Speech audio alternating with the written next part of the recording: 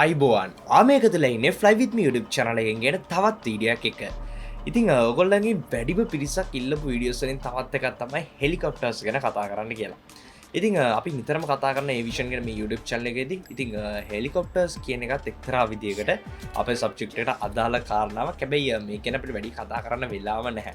ඉතින් හෙලිකොප්ටර් එක කොහොමද වැඩ කරන්නේ විශේෂයෙන්ම හෙලිකොප්ටර් එක මේ අපි දැකලා තියෙනවා උඩ අත්තරුව ගෑස් තියෙනවා සයිඩ් එකේ ටේල් එකේ අත්තරුව ගෑස් තියෙනවා ඒ වගේම මේක ඉදිරියට පසුපසට යන්නේ කොහොමද මේක විශේෂයෙන්ම උඩ යන්නේ කොහොමද අපි එයාක්‍රාෆ්ට් එකක් එක කම්පෙයාර් කරද්දී එයාක්‍රාෆ්ට් එකට රන්වේ එකක් ඕනේ හැබැයි හෙලිකොප්ටර් එකට මේ කිසි දෙයක් ඕනේ නැහැ ටක් ගාලා කොහොමද මේක මේ විදිහට හසර යන්නේ ටේක් ඔෆ් කරන්නේ මේ වගේ ප්‍රශ්න ගොඩක් අනිවාර්යයෙන්ම මට ඇති.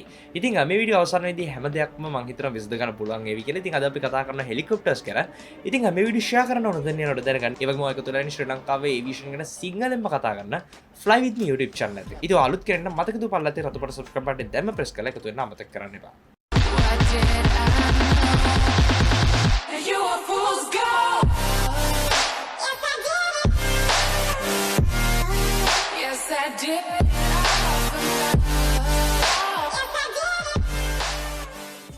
හෙලිකොප්ටර් එකක් වැඩ කරන්නේ කොහොමද කියලා කතා කරන කලින් විශේෂයෙන්ම අපි දන්න දෙයක් තමයි එයාක්‍රාෆ්ට් එකේ හෙලිකොප්ටර් එකක් කම්පෙයාර් කරද්දී හෙලිකොප්ටර් එකේ වාසි කිහිපයක් තියෙනවා වගේම අවාසි කිහිපයක් තියෙනවා. ප්‍රධානම වාසි වෙන එකක් තමයි අපිට පුළුවන් හෙලිකොප්ටර් එකක් පාවිච්චි කරලා ගොඩක් රීච් වෙන බැරි තැනකට උනත් යන්න. උදාහරණයක් විදිහට කාවරි බේර ගන්න මෙහෙයමකට මොන හරි රීච් වෙන බැරි තැනකට ගිහිල්ලා අරන් එන්න. කොහේ හරි යන්න බැරි සාමාන්‍ය කඳු හරි එහෙම නැත්නම් වටෙන්ම බාධක තියෙන මොන හරි තැනකට ගිහිල්ලා කාවරි බේර ගන්න විශේෂයෙන්ම රෙස්කියු මිෂන්ස් වල ආමි වලින් පාවිච්චි කරන එක වෝස් වලදී එක සොල්දාදුන් වගේ තුවාල විච්චා ගිහිල්ලා බේර ගන්න. මේ වගේ ගොඩක් දේවල් වලට පාවිච්චි කරන දෙයක් තමයි හෙලිකොප්ටර් එක. ඉතින් ඒ වගේම සාමාන්‍ය මොන හරි සප්ලයිස් උදාහරණයක් විදිහට මොන හරි අවශ්‍ය කරන දේවල් අහසෙන් දකින පල්ලෙහාට දාන්න. ඒ වගේම කාගෝ වගේ දේවල් සමහරක් විට මිඩ් ෆ්ලයිට් වලදී වගේ ලබා දෙන්න මේ වගේ එක දේවල් වලට හෙලිකොප්ටර්ස් කියන එක වටනවා. ඉතින් අපි පැහැදිලිවම දන්නවා අපිට හෙලිකොප්ටර් එකක් ටේක් ඔෆ් කරන්න අවශ්‍ය වෙන්නේ නැහැ ලොකු ඉඩක්. පුංචි හෙලිපෑඩ් එකක් එහෙම නැත්නම් සරලව ගියොත් හරියට ගත්තොත් වත්ත පහල වුණත් අපිට හෙලිකොප්ටර් එකක් ටේක් ඔෆ් කරන්න හැකියාව තියෙනවා. ඉතින් මේ වගේ ගොඩක් පුංචි ඉඩක් අවශ්‍ය වෙන්නේ. නමුත් අපි එයාක්‍රාෆ්ට් එකක් කම්පෙයාර් කරද්දී මේ එයාක්‍රාෆ්ට් එකට ලොකු ඉඩක් අවශ්‍ය වෙන වගේ මේකට ලොකු ප්‍රොසෙස් එකක් අවශ්‍ය වෙනවා. සාමාන්‍ය එයාක්‍රාෆ්ට් එකක් ටේක් ඔෆ් කරන්න ඒක ගැන හැමෝම දන්නවා. හැබැයි හෙලිකොප්ටර් එකක් ආසාවට ගේම් එකක් කර සෙල්ලම් කරපු කෙනෙක් දන්නවා හෙලිකොප්ටර් එකක් ටේක් ඔෆ් කරන එක කොච්චර පහසු දෙයක්ද කියලා. ඒ වගේම එයාක්‍රාෆ්ට් එක කම්පෙයාර් කරද්දී මේකේ අවාසි කිහිපයකුත් තියෙනවා. ප්‍රධානම දෙයක් තමයි එයාක්‍රාෆ්ට් එකක් තරම් වේගෙන් හෙලිකොප්ටර් එකට යන්න හැකියාව නැහැ. දෙවනි දේ තමයි ඒ තරම් ලොකු ඇල්ටිටියුඩ් එකකට යන්න හැකියාවක් නැහැ. මේක ගැන තව චුට්ටකින් මම විස්තර කරන්න. ඉතින් කොහොම නමුත් අපි දන්නවා මේ ඔක්කොම සලකලා බලද්දී සාමාන්‍ය වෙනත් රටකට යනවා වගේ දෙයකට හැරුණාම සාමාන්‍ය පාවිච්චියට ඇත්තටම ප්ලේන් එකකට වඩා වෙලාවට හෙලිකොප්ටර් එකක් වැදගත් වෙනවා අනිවාර්යෙන්ම. ඉතින් මේකත් එක තමයි මම හිතුවේ මේ වීඩියෝ එකේදී ඔයගොල්ලෝ ගොඩ දෙනෙක් රික්වෙස්ට් කරලා නිසා හෙලිකොප්ටර්ස් ගැන කතා කරන්න. ඉතින් ප්‍රධානම දේ තමයි කොහොමද හෙලිකොප්ටර් එකක් අහසට ගමන් කරන්නේ? එහෙම නැත්නම් ටේක් ඔෆ් වෙන්නේ? එහෙම නැත්නම් ඉහළට යන්නේ කොහොමද? ඉතින් අම්මයි වගේ දේවල් මම ප්ලේන්ස් ගැන එහෙම නැත්නම් එයාක්‍රාෆ්ට් ගැන කලින් වීඩියෝ එකේදී කතා කරා. එයාක්‍රාෆ්ට් එකක් කොහොමද ඉහළට ගමන් කරන්නේ කියලා. ඉතින් මෙතනදී මම කතා කරපු සංකල්පයක්ම තමයි මෙතන පාවිච්චි වෙන්නේ. ඒ තමයි බර්නෝලිගේ නියමය. ඉතින් බර්නෝලි කතා කරලා තියෙනවා. ඉතින් එයා ෆොයිල් එකක් හැඩයක්. එහෙම නැත්නම් උඩින් පොඩ්ඩක් කර්ව් වෙලා යට ෆ්ලැට් මේ වගේ ඩිසයින් එකක් තියෙනවා නම් අපි මේක හරහා වාත ධාරාවක් යද්දී මේ වායු ඉහළින් යන වායු තරමක් වේගෙන් යනවා. ඒ වගේ පහළින් යන අය වේගය තරමක් අඩුයි. මෙන්න මේකත් එක්ක ඉහළ ප්‍රෙෂර් එක අඩු වෙනවා, පහළ ප්‍රෙෂර් එක වැඩි වෙනවා. පහළ ප්‍රෙෂර් එක වැඩි වෙන නිසා පහළ ඉඳන් ඉහළට ෆෝස් එකක් එහෙම නැත්නම් බලයක් ඇති වෙනවා.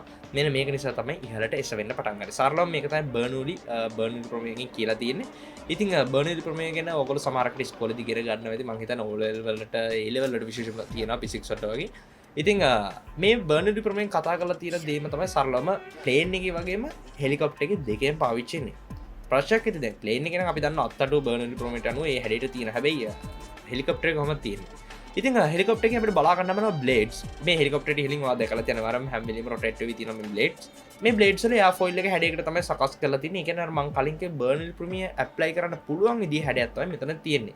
මෙන්න මේකත් එක්ක මේ බ්ලේඩ්ස් ගොඩක් හයියෙන් රොටේට් වෙද්දී මේක හයියෙන් වායු ධාරා නිසා අර පීඩන වෙනස ඇති වෙලා ඉහළට බලයක් ක්‍රියාත්මක වෙනවා. ඉතින් මේ ලෝකේ තියෙන ඕනම ඔබ්ජෙක්ට් එකකින් පහළට බලයක් අනිවාර්යෙන් ඇති වෙනවා. මේකට අපි කියන්නේ බර කියලා. ඉතින් මේ බරට සාපේක්ෂව මේ ඉහළට එසවෙන ලිෆ්ට් එක වැඩි වෙච්ච ගමන් සාමාන්‍ය විදිහට හෙලිකොප්ටර් එක ඉහළට ගමන් කරන්න සිද්ධ වෙනවා. ඉතින් මෙන්න මේකත් එක්ක ඔයාලට අයිඩියා එකක් ගන්න පුළුවන් කොහොමද හෙලිකොප්ටර් එකක් ඉහළට එසවෙන්නේ කියලා. ඉතින් මේ විදිහට ඉහළට එසුණාට පස්සේ තවත් පුංචි ගැටලුවක් තියෙනවා. නිව්ටන්ගේ තුන්වෙනි නියමයෙන් නිව්ටන් කතා කරලා තියෙනවා සෑම ක්‍රියාවකට ප්‍රතිවිරුද්ධ ඊට බලෙන් සමාන තවත් ප්‍රතික්‍රියාවක් තියෙනවා කියලා. ඉතින් මෙන්න මේකත් එක්ක ඔයාලට තේරෙද මේ ප්‍රොපෙලර්ස් එහෙම නැත්නම් බ්ලේඩ්ස් කැරගෙනවා කියන්නේ ඒකට විරුද්ධව හෙලිකොප්ටර් එක අනිත් අතට කැරගෙන්න ඕනේ. ඉතින් ඇත්තට මේ වගේ දෙයක් වෙනවා. මෙන්න මේ හේතු නිසා තමයි ඔයගොල්ලෝ දකින්න ටේල් එකේ බ්ලේඩ්ස් වගේක් එහෙම නැත්නම් ප්‍රොපෙලර් එකක් තියෙනවා. මේ ටේල් එකේ තියෙන බ්ලේඩ් එක නිසා හෙලිකොප්ටර් එක අනිත් අතට කැරගෙන එක වළක්ව ගන්නවා. ඒ වගේම මේ තියෙන බ්ලේඩ්ස් උදව් කරනවා මේ හෙලිකොප්ටර් එක ඉහළට ගියාට පස්සේ ටේල් එකෙන් රොටේට් වෙන්න එහෙට මෙහෙට. ඒතරවා දැකලා සමහරවිට හෙඩ් එකේ කමතරක තියාගෙන ගොඩක්ම පහසුවෙන් හෙලිකොප්ටර් එක ඕන පැති වලට රොටේට් වෙනවා. ඉතින් දැන් ඔයා දන්නවා කොහොමද එකම තැන රොටේට් වෙන්නේ ඒ වගේම ඉහළට යන්නේ කියලා හෙලිකොප්ටර් එක. කොහොමද මේක පැති වලට ගමන් කරන්නේ? මෙන්න මෙතනදී පාවිච්චි කරනවා මම කලින් කිව්ව තියෙන බ්ලේඩ්ස්ම ඒ බ්ලේඩ්ස් වල ඇන්ගල්ස් වෙනස් කරනවා.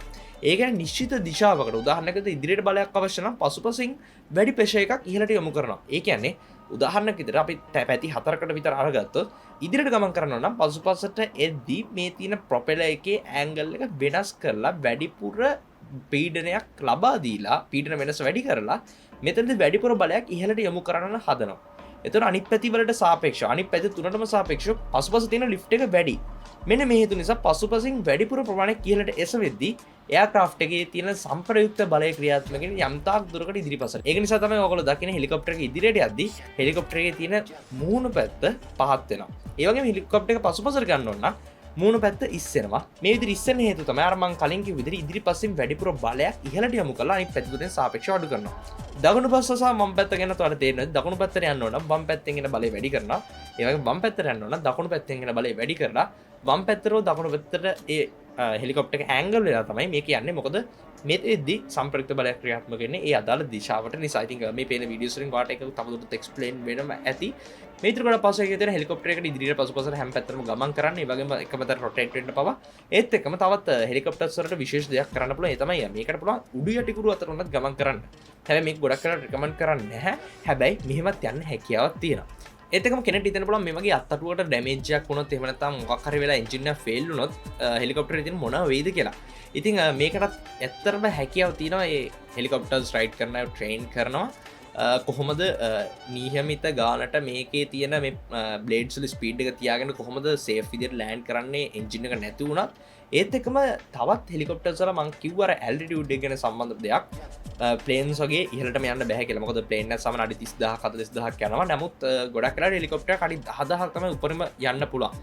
මේකට හේතුව තමයි ඉහළට යන්නේ වාතයේ තියෙන ඝනත්වය අඩු වෙනවත් එක්කම මම කලින් විස්තර කරපා විදියට ලිෆ්ට් එකක් අරගන්න තරම් වාතය තුල ඝනත්වයක් නැති වෙනවා. මෙන්න මේකත් එක්ක තවදුරටත් ඉහළට යාමට අපහසු වෙන නිසා තමයි ගොඩක් වෙලාවට අඩි 10000කට වඩා උඩට මේ විදිහට හෙලිකොප්ටර්ස් යවන්නේ නැත්තේ. හැබැයි සමහරක් අවස්ථාවලදී විශේෂ හදපු හෙලිකොප්ටර්ස් තියෙනවා. මේ වගේ ඒවා ඊටත් වඩා චුට්ටක් ගමන් කරන්න පුළුවන් විදිහට සකස් කරලා තියෙනවා. ඉතින් හෙලිකොප්ටර්ස් ගැන මම හිතනවා අයිඩියා එකක් එන්නේ නැති කියලා. ඉතින් කොහොමද මේක මේ වගේ සුන්දර ටෙක්නොලොජි එකක් මෙච්චර වටින ටෙක්නොලොජි එකක් ලෝකෙට දාය දුන්නේ කියන එක. ඉතින් මම ඇත්තට මේ channel එකේදී මේ කතා කරන දේවල් හැමෝටම තේරෙන ගොඩක් සරලව ගැන කතා කරනවා. නමුත් මෙතනින් එහාට තවදුරටත් ඔයගොල්ලෝ විස්තර දන්නවා නම් අනිවාර්යෙන් පල්ලෙන් කමෙන්ට් කරන්න. මොකද මේ ගැන වැඩිපුර හොයන්නට සෑහෙන වැදගත් වේවි. ඒ වගේම ඔයගොල්ලන්ට තියෙන ප්‍රශ්න විස්තර අපි කතා කරන පළාතේ කමෙන්ට් සෙක්ෂන් එකේ ඉස්සරහට මොනවද ඕනේ වීඩියෝස් ඒව ගැන අනිවාර්යෙන් පල්ලෙන් කමෙන්ට් කරන්න.